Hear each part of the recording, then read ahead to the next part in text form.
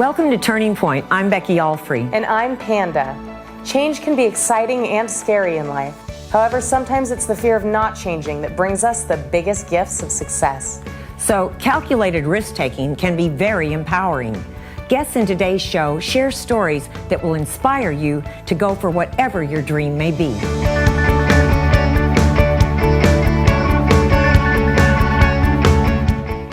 If you haven't met our next guest, then you probably don't get out much, and you're definitely not on Facebook. Kenn Gray, award-winning interior designer, artist, and art and design director for Style Fashion Week, shares the story of his move from Paducah, Kentucky to Palm Springs.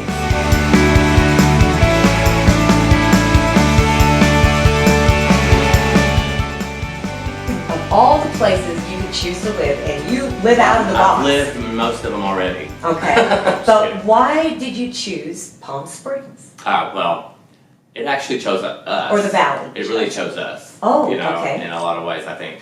You know, talking about turning points, you know, living in Paducah, Kentucky was an amazing experience for me and my family, for sure. Paducah, which is western Kentucky. Where is it? Wonderful Close, largest, is it near Louisville or? No, No? there's not really It's not close to anything. Not really. Okay. 2 hours from Nashville, 2 hours from St. Louis. Okay, gotcha. Okay. Sort of in the middle of nowhere. What do people do there? They're probably real bored now that we've left. I don't know. Okay. It's a wonderful place, really. But the main businesses, I mean, I'm just. Although there's a lot of industry there, there's a lot, Okay. a lot of health care there. Okay, so you were There's a able lot of to different things. do what you do there. Oh, It's a absolutely. big I enough had place. a great Okay. business. All there. right. My firm did very well there. But it sort of got to a point where we just felt a little stifled and Okay. felt like there was more that we could do. And it was Okay. really, it was Buddy Joe's idea entirely, which is, you know, interesting. People mostly would think, I assume, that it was my idea. because, you But know, this was her idea. This was all on her. And you she know. thought we should live in, we should move, we should go Right. somewhere else. And it really, too, was a result of our son, you know, Fenton, being clearly talented as a model and actor. He needed to be closer to LA, and so That makes sense. that was kind of our first thought, you know. So Or New York. Right, but she definitely wanted to be somewhere warm. Okay. So I thought I'd bring her to Palm Springs, where it's 125. You decided to really warm her up. No, but Okay. yeah, so we love it here. We really do. It's been Well, 90% of the time, it's Yeah. gorgeous and perfect. Exactly. So, But even in this summer, we loved it. 125, we're in the pool. Fine. exactly. Not a problem. You learn how to live with it. I totally agree. So, So that the reason for Palm Springs that was the main thing. It was really for If- Fenton to be okay. closer to LA. You know, Okay. I, That was I the lived main in LA reason. for many years. You can't live there anymore. I mean, No. the traffic is horrible. Yeah. You know, $1 But million. you can go there a couple hour drive. Yes, exactly. Exactly. $1 million gets you a shanty with bars on the windows. You know, the real estate market there is thriving. Yay. Yes. For the real estate agents, but for the home buyers, it's really hard. Right. So, you know, we thought for quality of life, Palm Springs would be just so phenomenal. And I think it's the best. I mean, Yeah. I chose it too, but I feel like you did. It chose me. And of course, you know, my industry, being an interior designer, you know, this has long since been such a wonderful design, It is. inspiring community and place to be. And of course, you can't shake a dead cat by its tail around here without hitting an interior designer or a real estate agent. That's so true. That's I true. might have picked the wrong market to sort of come in and take over. I don't think but so. that was never really was my intention. I just wanted to come here with my family, give Fenton a great opportunity. I can do what I do anywhere. I have clients all over the country. I've met amazing people here, have great clients here, great projects going. You know, but I'm There's almost enough room 45. for everyone. Absolutely. There is. But I'm 45. I'm kind of in a space where, you know, I say this all the time, where I want to slow down, but that is just the most ridiculous you're not comment I even can make. close to that. I know it. I say it all the time, but it's not going to No. happen. Yeah. Anyway. That was actually, Pipe dream. I was the busiest right at that time. Mhm. 30s and 40s were, I don't even know how I did what I did. So you're prime time. Yeah. As for career, for everything. And you know what? Well, Your I'm just son, that type of person. I Right. can't not be busy. And you're going to be more and more involved. Like I literally get nauseous if I don't have something to do. Like I'm like that it too. affects me physically. So is Panda, by the way. Yeah, so it's like I'm just always running, and if my calendar isn't full, I'm like freaking out. I don't know what to do. So I'm fine with it. That's healthy, though. I think that as long as we're doing something, especially for other people, and you're into the philanthropic part. So, and the my calendar is full, but Right. it's full of so many different wonderful things. You know, it's full of. I put my family time. I'm very good at balancing my family time. You know, they're my priority. I've got to spend a certain amount of time with them, and how do you do that? Now, tell us how you do that on a personal level, like on your a normal week. Tell us what family time does no one cut into? What is your special sacred family time? Do you have some? It is waking up in the morning and it's going to bed at night. That's the definite. I like that. Okay, that's the definite snuggle time. And do you have some routines that you always do? And then I try to cook dinner as much as I can. Nice. Of course, that becomes difficult because we have events all the time and things. You Right. know, our calendar is very full. Does Bunny Joe cook? No, she doesn't cook. I cook. Oh, how wonderful for her! Yeah. I love it when the guy cooks. I do love to cook though, but it's it's a time factor. Yes, It's it something is. else to add to the thing. But we make sure everybody gets fed. You know, if we don't get fed, our son always gets fed. Okay, so you like to all eat together. Love that. Yes. I like that too. But That's awesome. like I said, our calendars are so full. It's very challenging. But I managed to fit it all in. And it's so important for us, particularly me, because I'm the busiest, to carve out time. To So spend with Bunny my Joe son. must be the kind of partner that knows how to keep Ken on schedule. Yes. Does she do that? Does she help you on that? She does. Because I've noticed good partners Yes. are good. She is good at that, but even more important, I think, than that is she's very understanding about my schedule. She understands the motivations behind what I'm doing. So I'm going to ask you. If I don't you're go out to an event to party and what I can tell. it's work. You enjoy it. and of course I do. I enjoy being with these. But you with the seem to people take her. I see her with you all the time. Well, as much as possible. She's been traveling for the past 9 months, but now she's Well, she done with works that. as well. Yeah, right. But now she's sort of done with that. We're sort of retiring her, and so she's going to be around more, which is so great because it's been a challenge the past 9 months because she's been away every other week. So I want to hear if you were going to name one trait that she has that you totally are grateful about. What would that trait be? Understanding, for sure. That's great. And communication. I mean, we are very communicative. Like we talk a lot. I don't know that we have had this many fights. Like and they've just been like 2-minute ones. Like we just don't. Because you get through disagree because before it even gets to that point, we've already talked about it. You have a positive relationship, and so neither of you feeds negativity into the relationship. We try very hard not to. I believe it's that's not always the key. been perfect. We have problems just like everybody else. Right. I make mistakes. She never does. And we talk about mine all the time. I love that. It's the truth. Oh my God, Ken, you're such a good man. Such a good Well, man. I know she's going to be watching this. That's true. But you know what? I love that because your attitude is so amazing. That is such a thoughtful thing to say. So you're saying that do you apologize quickly? Oh yes, I quote The Sound of Music. I take to apologizing before I even do the action. That way, it's all taken care of beforehand. That's wonderful. Thank you for sharing that. That's awesome.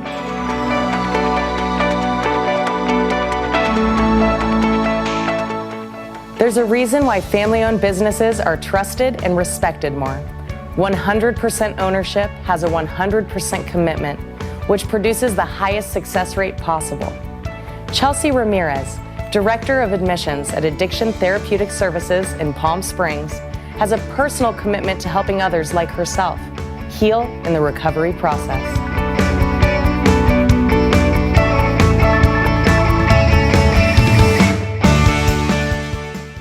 My job as an interventionist is to help educate the families and,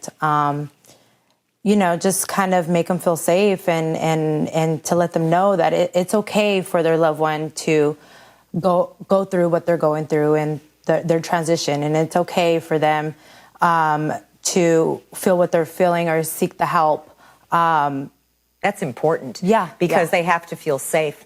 And especially when you're calling about a loved one, like your one of your children. Or what about a husband or a wife? A husband that is concerned about his wife's drinking. Is that also something that you do? I would assume that would be a normal thing. Yeah, definitely. The husbands, the wives. So you're able to help them come into the program without judgment, I'm assuming. Yeah, yes. That's what the main key is. Yes, definitely. And to kind of, just basically just educate them through the whole process. And like I said, just because that is what's confusing. If one person doesn't have the addiction problem, the other one doesn't really understand it. If you don't have an addiction problem, you don't understand it. Yeah, Isn't that true? Yeah. Yeah. So are you able to help the person that doesn't have the addiction problem? Yeah, I just, I just try to educate them, or basically tell them, let's try to meet them, your loved one, where they're at. Let's assess that. And, they can it's really difficult because they can either be doing too much for that loved one or too less for that loved one. So Gotcha. I kind of try to get them in the middle and You have to find out where they are. Yes. So that's part of your job. Yes. Of course, because if they're codependent, they're doing too much probably. Correct. And then they're enabling. I'm familiar with that term, codependency. Yeah. Yes, me too. Very familiar with that. Me too, yeah. I have experience in it, actually. Oh, yeah, yeah. So have I. but that's what we also need to work on, and I think that's one of the advantages of a program like yours. Instead of making somebody feel guilty about the role that they've played, you're able to make them feel understood. Right. And you can give them empathy. Yeah, and that's about, our program, it's really about meeting our clients where they're at. That's really what. So it doesn't matter what stage they are. No. That's I'm hearing a really good thing. No, and it's just every single client that comes into our that comes into our program. Really, we just really try to work the program around what they need. Where they are. Because yes, obviously someone in high school or a young adult in their 20s is going to be very different than, say, a married person that's been in a marriage for 30 years and their spouse is tired of their addiction. Yeah. Yeah, but it all it comes together. They support each other, whether, it's the 18-year-old kid or the 60-year-old married man. Like you said, they all just, they're all doing the same thing. They've all, going through the same thing, the struggle, because it affects the entire family. Correct. Yeah.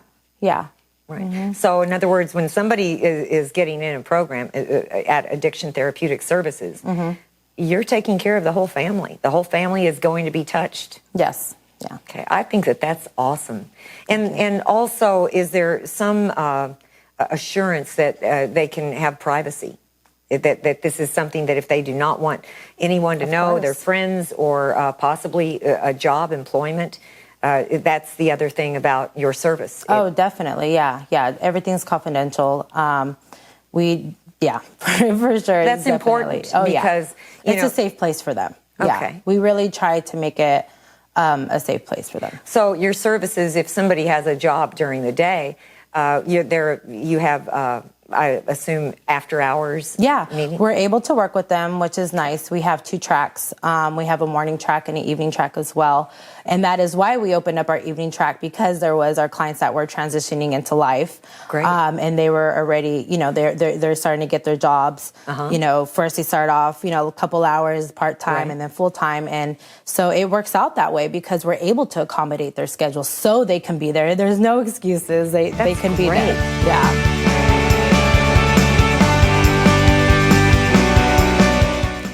There's one thing you can do to guarantee a move with no turning back. Buy a one-way ticket to your destination. That is exactly what brought our next guest to California to start a new life. When Ask My Taxman, Joe Tames, was 19 years old, he bought his one-way ticket to Southern California and has never looked back.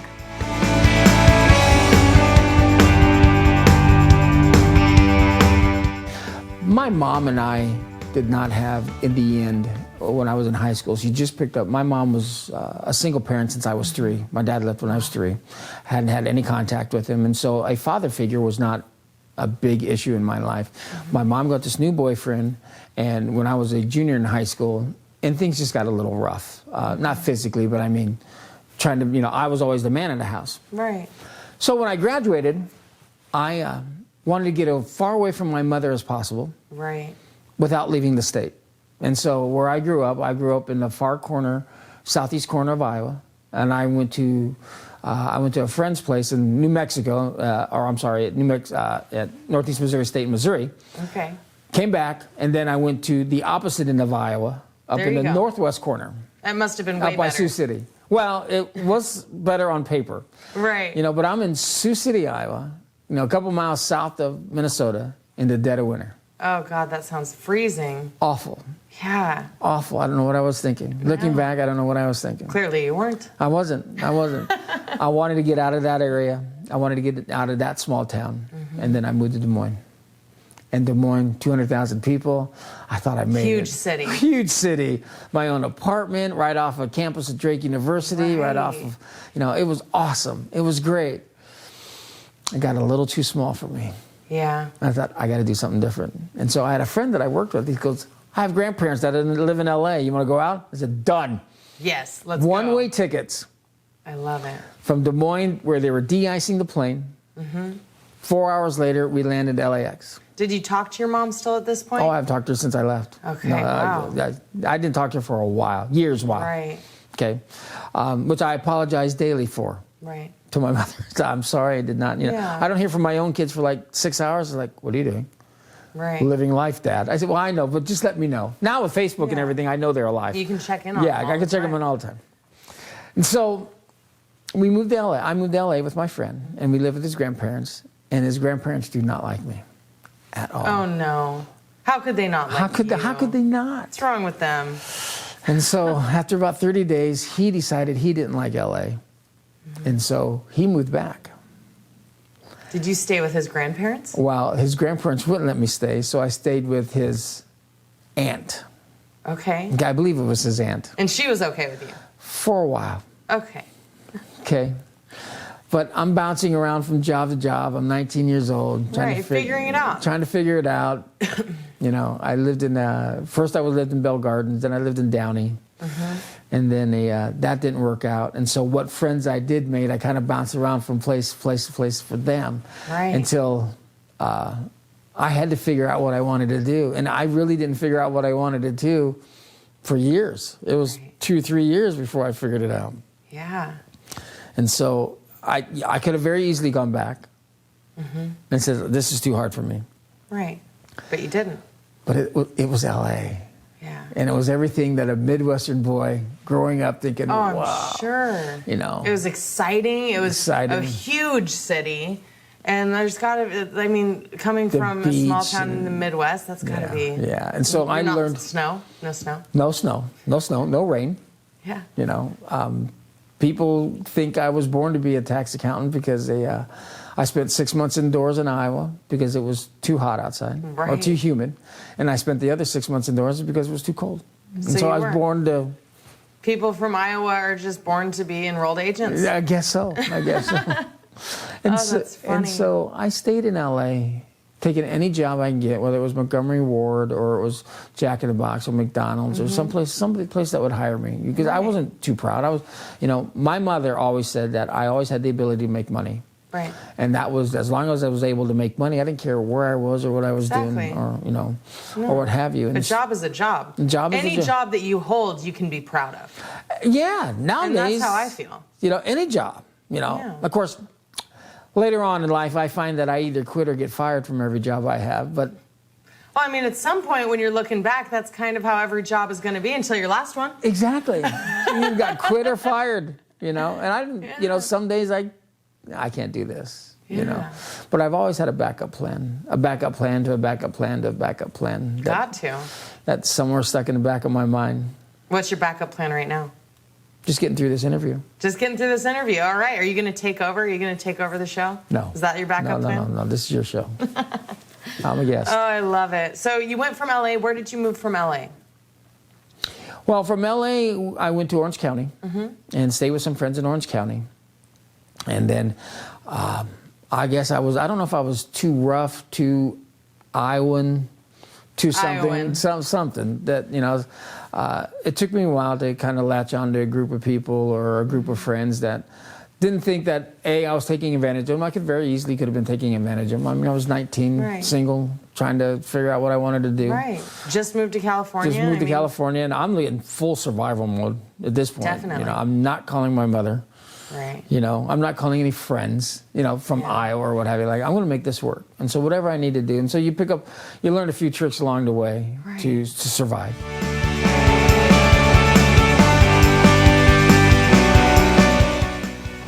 If you're a woman in recovery, you're not alone.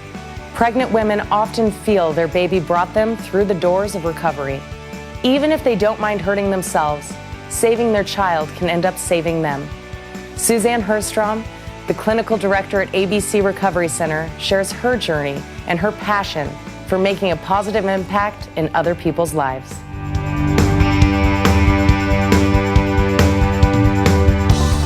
So Suzanne, tell us a little bit about the programs that do help the women that come to you.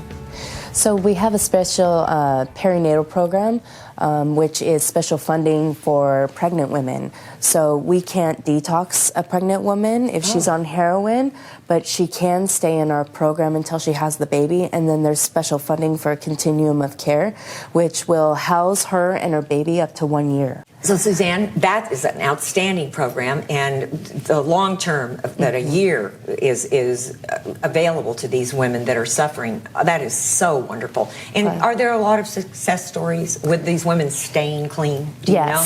Yes, actually, I know a couple women that have had their babies there and still clean, and they still have service around the ABC Club, so it's an ongoing thing. You know, and the more people that heal and get clean can help others. So it sounds like a really exceptional environment. It is. And especially if you have you're pregnant and you don't know where to turn and you need help and you know enough to ask for it. Right. People shouldn't be embarrassed. Right. They shouldn't. Do they ever come, what is the variety of stages? Like from beginning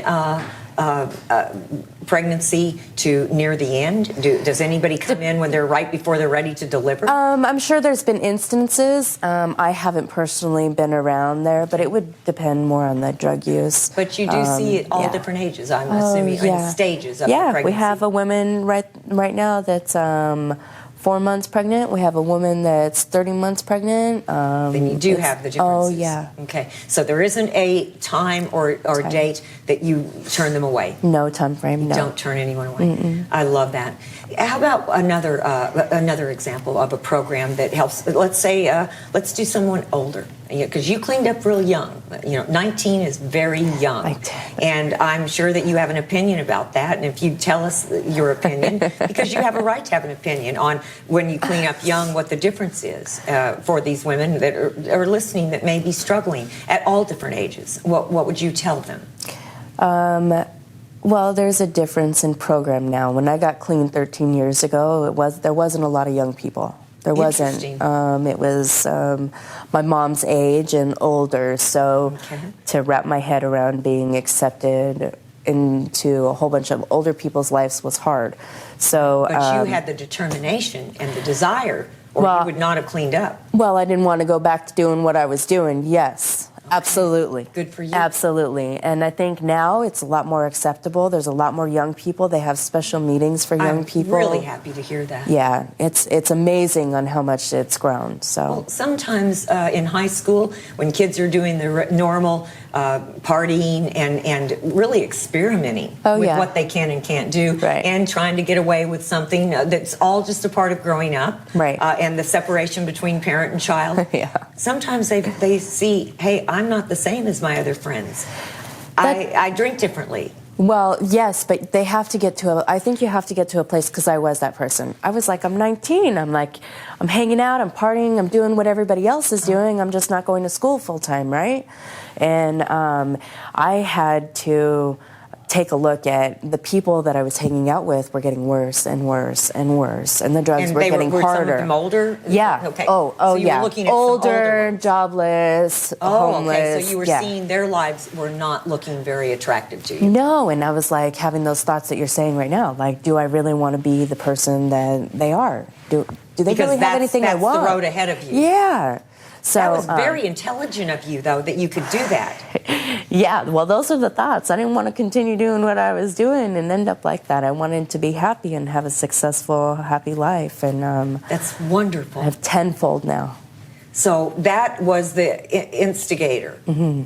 The thought of being like the women that you were hanging around and turning into what they were. And they were struggling and didn't have jobs and were homeless. No, they were missing hair, they were missing teeth, they were selling their bodies on the street, and I didn't want to do that. All of the things sound so tragic. Yeah. So you've led such a good life to be able to help so many people. I'm lucky. You and grateful, I can tell. I'm super I can grateful. hear that. Yeah. Well, Suzanne, so the other program then for the older people, I'm glad they have younger ones now. What about older age, 50s and 60s? If someone has, because I know women, I have friends that they've struggled all their lives, and I've watched some people that say, I've had enough. How are they treated differently than like a 19-year-old? I don't think that they're treated differently. I think actually being in the residential field with them and being in the house and the community and the age differences, that I think that the older generation bring a sense of like, this is really your last house on the block. This is where you're going to end up if you don't start making some changes. That's what would be different between a 19-year-old, by the way, because you've got the world, your whole life in front of you. Right. But if you're 50s or 60, you don't even know how many days you have left. Well, right. It doesn't. Life is limited. Nobody gets out of here alive. No.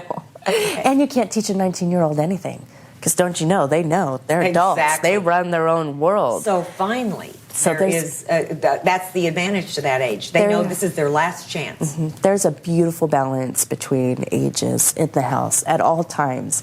And each of them get to teach each other what the other doesn't know. I really love hearing that. Yeah. Because that's the way we're supposed to do. We're all connected. Right. And this is how we're connected in a positive way. That's right. You're doing a lot of positive work at the ABC Recovery Center. I'll own it. I am. It makes me happy. And Suzanne, do you meet every single woman that comes through that door? Yes. Well, I think that's a good feeling if somebody's watching and is intimidated or fearful of going in a new direction, but feels that it's the right time, that they can feel like they can call you. Absolutely. Anytime.